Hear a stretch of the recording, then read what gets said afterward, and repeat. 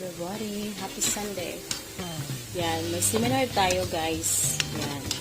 Pero nagluto muna tayo bago tayo umalis. Yan. Ito ang paborito ni partner.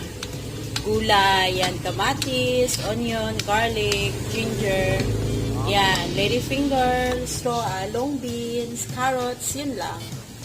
So, ito yung food niya guys. So, ano kasi ito nag-work sa kanya na hindi na sumakit yung kanyang gout arthritis. Hindi na masakit, wala nang problema. So, yun guys. Gamot niya sa kanyang gout. Yan. Wala, may beans, pero ang mas nag-effect talaga is, aside sa kumakain siya ng vegetables, ay, eto. Ang ginagamit namin ay coconut oil, yan, salt, yan, wala kami milk.